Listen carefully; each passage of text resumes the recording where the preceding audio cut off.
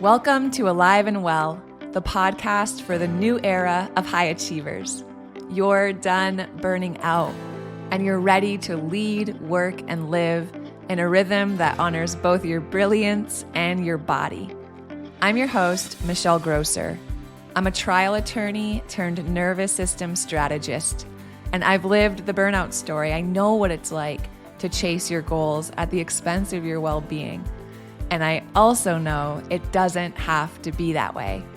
Here, we're redefining success.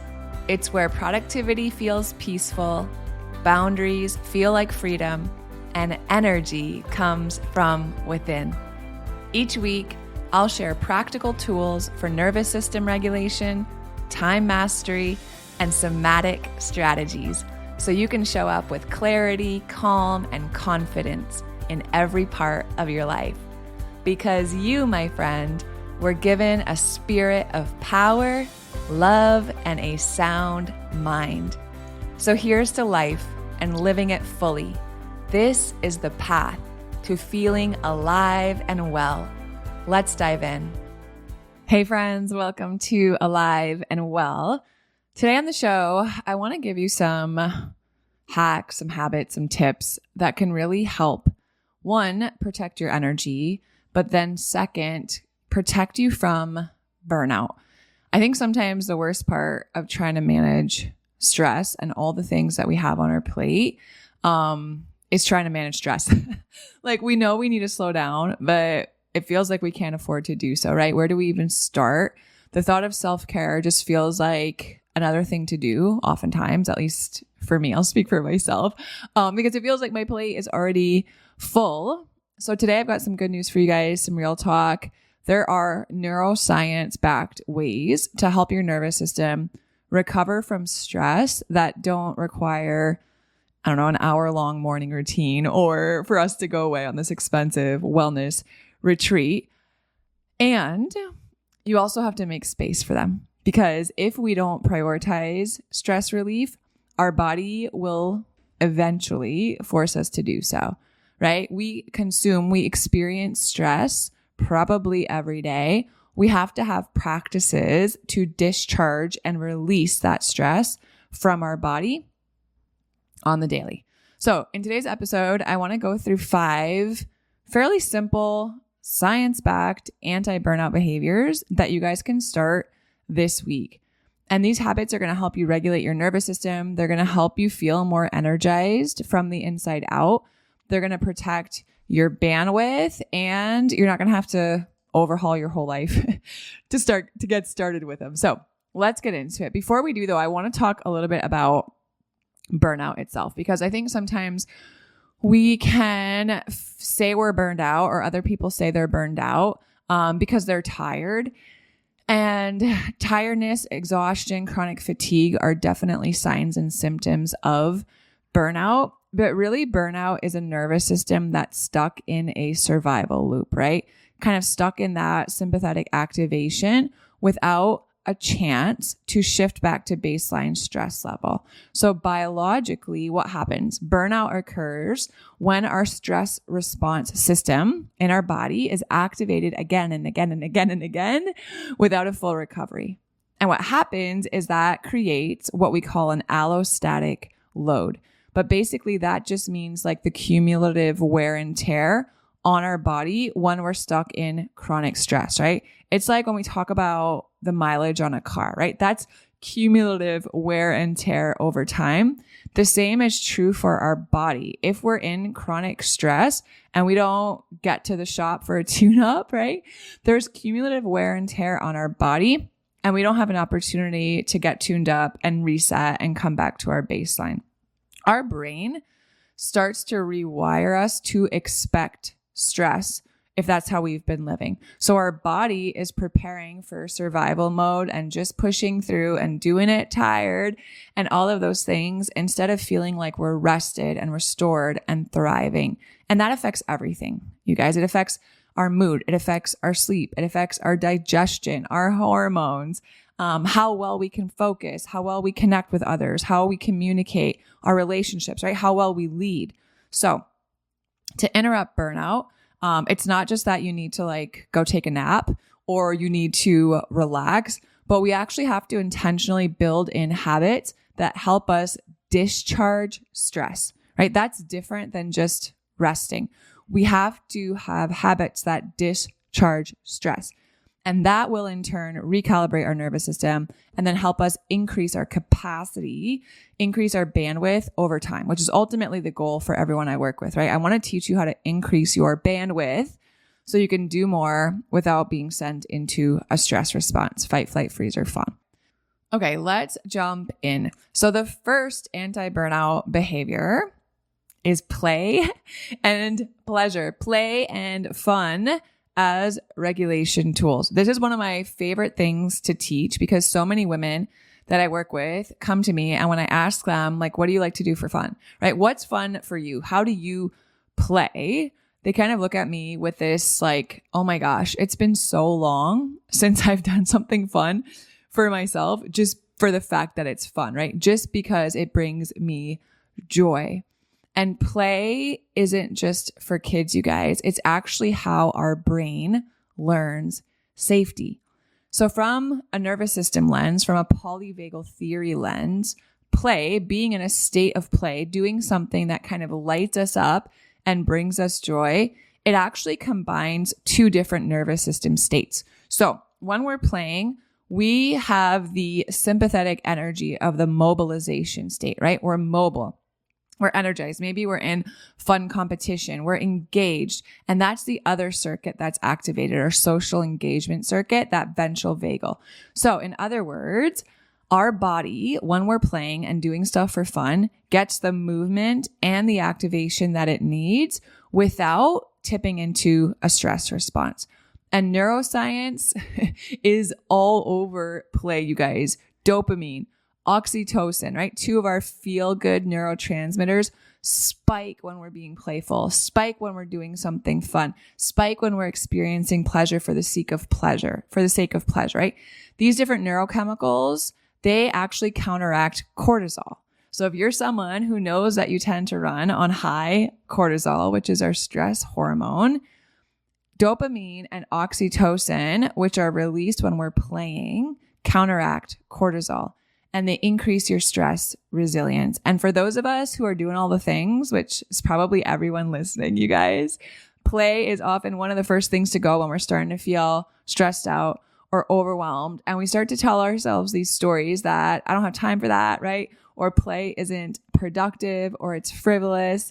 But actually, I just want to inform you guys, remind you guys, encourage you guys, invite you guys that play is one of the most productive things that you can do in order to prevent burnout.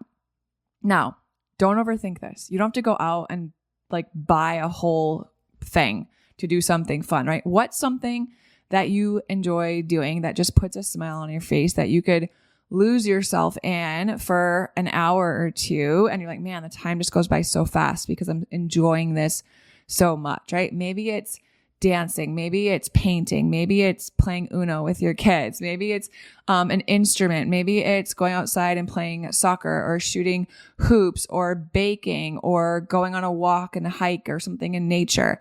Whatever it is, just reclaim it. The nervous system benefits of fun are massive. So give it a shot. So that's the first anti-burnout behavior. The second anti-burnout behavior I want to teach you guys or tell you guys about is, and you already know this, phone boundaries, right? No scroll zones. Your phones are not neutral.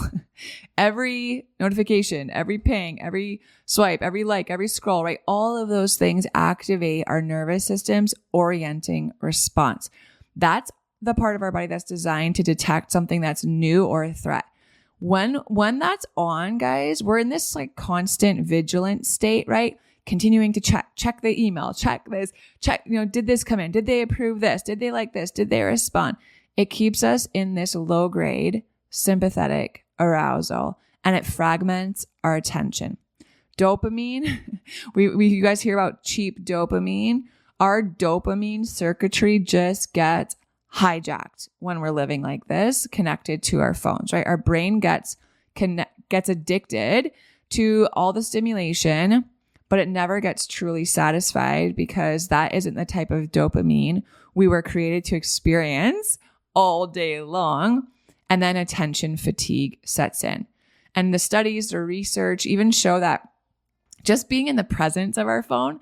So maybe you're like, yeah, I'm not going to use my phone for the next hour, but if it's next to you on your desk, right?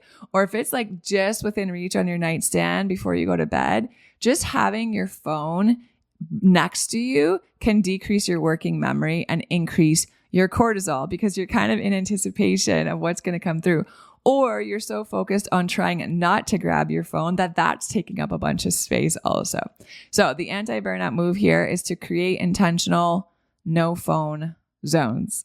So maybe it's no phone, in bed this week. Maybe you're going to charge it somewhere else. That's what I started doing this, I don't know, maybe a year ago, but I just created a little charging station in my pantry downstairs, right near my kitchen. And at a certain time, usually like right before dinner, my phone goes in there, it gets plugged in, and then I don't touch it the rest of the day. I go upstairs to go to bed. I have an old fashioned clock up there. If I need to tell the time, it's probably even better not to have one. But if you need an alarm, get a Hatch or get an old school alarm clock, and don't bring your phone into the bedroom. Right? Or maybe it's just like, I'm not going to have my phone in the same room where we eat meals. Or maybe it's, no screen time for the first hour or the first 30 minutes in the morning when I wake up. Choose a boundary that feels doable for you, at least to get started, because that's going to really give your brain this space to just kind of be, to downregulate and give your body, really a chance to kind of exhale. So that's number 2, phone boundaries. Behavior number 3, anti-burnout behavior number 3 is embodied gratitude. Not just a bullet point journal, not just a list of like 3 things you're grateful for. Embodied gratitude. Y'all know gratitude is good for you, but let's jump into the science behind why. So gratitude actually strengthens our prefrontal cortex. That inhibits our amygdala's stress response. That's our body's alarm system. It also increases gray matter in areas of our brain that are associated with emotional regulation. And here's the thing, basic gratitude, just like, I don't know, if you just do 3 things every day you're grateful for, and you're just kind of like listing them off so routinely, right? Thankful for my family, thankful for my job, thankful for my house, whatever it is. Just going through it like that doesn't provide the same neurobiological effect as really embodying gratitude. Embodied gratitude is actually a form of positive reappraisal. What does that mean? It means that we're training our brain to focus on what's working, even when things feel stressful or hard or challenging or what have you. And that's how I teach gratitude to the women that I work with, right? Gratitude is actually a 2-part framework. So the first part, and if you guys want to start journaling this, I think it would be awesome. But instead of just journaling at the end of the day, the 3 things that you bullet point in your journal, what you're grateful for, try this instead. You're going to journal about gratitude for who you have, right? Who are you thankful for? Who showed up today? Who helped you? Who had a good attitude? Who went above and beyond? Who, took out the garbage today, or just like did something that you can be thankful for, that you have them around, right? Who gave you a hug? Who, whatever it was. And then express that gratitude to them, right? Send them a text, send them a voice note, tell them, call them.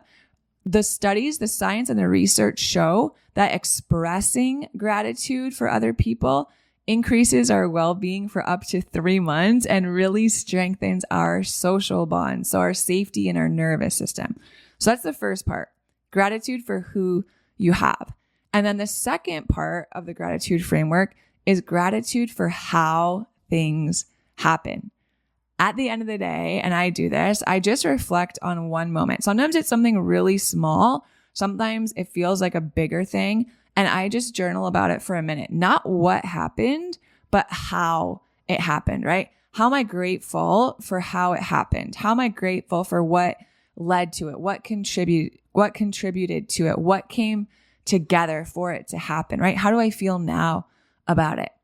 And this deeper reflection, you guys, gratitude for who you have and gratitude for how things happen, that strengthens your brain's ability to pattern scan for what's going right. And that becomes a superpower. So that's behavior number 3. Okay, behavior number 4, the fourth anti-burnout thing I want to teach you to protect your energy is get y'all outside. Get outside. Nature walks, being in nature, sunlight on your face, right? Sunlight in your eyes. Nature is a proven nervous system healer. Just being exposed to natural environments, guys, getting fresh air, sunlight, that reduces sympathetic arousal. It lowers our heart rate. It increases parasympathetic activity. That's our rest and digest state. So you don't have to have a forest nearby, but just, 10 to 15 minutes outside, right? Get outside over your lunch break if you can. Go for a family walk after dinner. Being outside in any sort of green space helps protect you from burnout. And if you can pair it with movement, you are golden. So I recently learned this term and I'm going to share it with you guys. The idea is called movement snacks. So get yourself a movement snack. But basically, it's just a short burst of some sort of movement, right? A short walk, just doing some stretching, shaking out, put on a song and do some dancing, like whatever it is, a nice little movement snack to help complete your stress response cycle, help you discharge built up cortisol, and really start increasing your vagal tone. And if you are someone who spends most of your day either in your head, right? Working, thinking, strategizing, coming up with logistics. Like if you spend so much time in your head, movement is going to be critical for you to bring you back into your body. And then the fifth one, the last anti-burnout behavior I've got for you guys today is around boundaries, okay? Particularly boundaries around your bandwidth and your capacity. Capacity aware boundaries. A dysregulated nervous system for a lot of us is constantly going to say yes, not from a place of like being grounded and regulated, but saying yes to all the things out of fear, right? FOMO, disappointing others, being seen as less than if we don't say yes. But every yes that goes beyond what we know is our capacity, every yes that we really want to say no to is a stress hit to our system. And over time, those compound, right? So building nervous system aligned boundaries can look like so many different things, but it might just be like, hey, I'm going to actually take a second and just listen to my body's cues. Like, do I think I actually want to say yes to this? And then take a cue from your body, right? Your body actually knows before you respond, right? Respecting your energetic budget. If the last 4 days have been, just go from sunup to sundown and you get invited to something tomorrow, right? Take a look at what it's been like. Okay, wow, I've gotten to bed late. The kids have gotten to bed late. We haven't really had any downtime. We haven't had a slow morning. I'm going to respectfully decline the invite because my energetic budget is spent, right? And then just letting no be a complete sentence. My husband always says this to me when I'm like starting to feel uncomfortable about declining something. He's like, no is a complete sentence. Just tell them, thanks for inviting me, but I can't make it. It's not just emotional, you guys. It's biochemical. Learning to say no reduces our cortisol spikes because we're reducing the stress that comes with saying yes to everything. And then it also builds interoceptive awareness. That just means that we start to be able to tune into our body's ability to signal what it needs, right? Does it need rest? Does it need stillness? Does it need quiet? Does it need alone time? And if this is hard work for you, I get that. This has been a work in progress for me too. Maybe you just weren't modeled setting boundaries like this growing up, but this is actually a big part of what we do inside of Burnout Recovery Blueprint. Also, we have a whole module around boundaries, and I teach you how to set boundaries in 4 key categories that I think we all need boundaries in. So boundaries around our attention, our behavior, our bandwidth, and our inner child, right? How we speak to ourselves and treat ourselves. We need boundaries around that. And then rewriting our relationships with our needs. That's huge. So we can lead from a place of regulation and not just like reacting to everything as it comes out. Okay. So I'm believing this was helpful. Choose one of these 5 anti-burnout behaviors that protect your energy and put it into practice this week. Play around with it. Maybe you're going to plan something fun for you to do just because you enjoy to do it, right? Maybe you're going to get real about how you use your phone and set some good boundaries there. Maybe you're going to start this embodied gratitude practice, and every night you're going to, journal about one person you're grateful for and express your gratitude to them. And then you're going to journal on your gratitude for how something worked out. Or maybe you're going to get outside, right? Maybe you're like, okay, this weekend we are getting outside. If it's hot, we're going to go sit in some water somewhere, but we're going to get outside. Or maybe you need to go through your calendar and decline some things you said yes to, or just put in some protected blank spaces in your calendar to create some margin so that you can protect your capacity. The good news, you guys, is that you can really start rebuilding your resilience today. Like, burnout is not inevitable. We don't have to live burned out just because we manage a lot of things. Burnout is the result of a nervous system that's just been asked to do too much with too little support for too long, right? So we can actually come against this one small behavior at a time. So choose where you're going to start this week. Notice how your body responds. And that awareness is really going to be the first step to protecting yourself and creating real lasting change. And if you want deeper support, again, we go through all of this inside of Burnout Recovery Blueprint. And if you haven't yet downloaded the Nervous System Reset Guide, there's a link for that in the show notes. I think it's 17 pages, but it's this long guide that I created about resetting, regulating your nervous system, why it's so important to start with somatic body-based practices. And then inside of that guide, I give you 3 somatic tools. There's a link to a guided breathwork session, but it's awesome. And it's a great place to get started with tools to help discharge stress, protect yourself from burnout, and regulate your nervous system from the inside out. All right. I love y'all so much. Thanks for being here today. I'll talk to you guys soon. If you love Mommy's podcast, leave a review. Thanks for listening to Alive and Well. If today's episode resonated, would you do me a favor? Take 30 seconds and leave a 5-star rating and short review. It really helps to get this show out to other people just like you who could also use the information in this podcast.